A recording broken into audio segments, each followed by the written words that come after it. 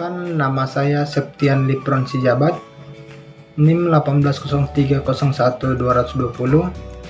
grup dari Agroteknologi 4, mata kuliah pasca panen dan pengelolaan hasil pertanian.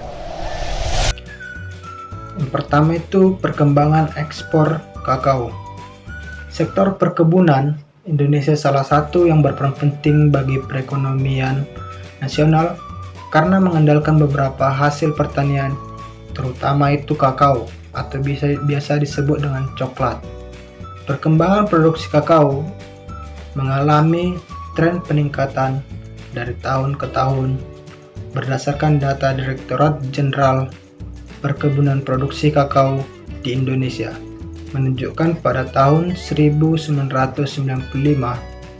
mencapai 304.866 ton pada tahun 1995 dan meningkat cukup tinggi pada tahun 2015 mencapai 593.331 ton. Tahun 1995 sampai 2015 sempat mengalami produksi kakao terbesar terjadi pada tahun 2010 sebesar 837.918 ton. Tahun 1995 harga kakao dunia sebesar 1.318,5 US dollar per ton. Hingga tahun 2015, harga kakao dunia sebesar 3.134,64 ton US dollar. Seiring dengan meningkatnya produksi kakao dari tahun ke tahun, ekspor kakao Indonesia juga mengalami tren peningkatan.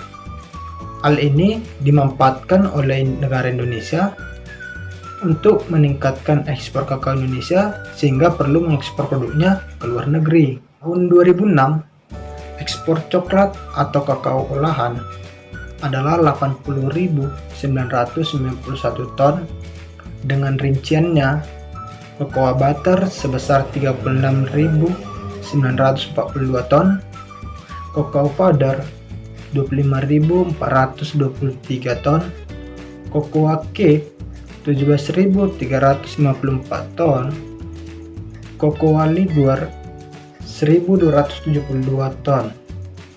Pada tahun 2018, kakao butter terjadi peningkatan sebesar 40,72%, sedangkan kakao pasta 17,08%, tepung kakao sebesar 23,60%, sedangkan biji kakao sebesar 7,31%. Di sini juga saya akan menampilkan perbandingan volume ekspor biji kakao menurut jenisnya. Total ekspor kakao 5 tahun terakhir mengalami fluktuatif, naik turun peningkatan berkisar 6,78 sampai 7,53% per tahunnya, sedangkan penurunannya mencapai 19,4%. Untuk tahun 2014, total ekspor mencapai 333,68 ribu ton dengan nilai sebesar 1,24 miliar US dollar, naik menjadi 380,83 ribu ton pada tahun 2018 dengan total 1,25 miliar US dollar. Dan sumbangan devisa yang diberikan dari produk kakao sebesar 1,13 miliar US dollar itu pada tahun 2018. Apakah biji coklat masih jarang difermentasi di Indonesia? Tentu saja, karena masih rendahnya kesadaran para petani kakao atau petani coklat dalam melakukan proses fermentasi. Karena jumlah panen yang sedikit, sehingga diperlukan kotak fermentasi dengan skala petani. Pengaturan kelembapan dan suhu optimal menjadi kelemahan dari para petani untuk mengolah kakao dalam skala kecil.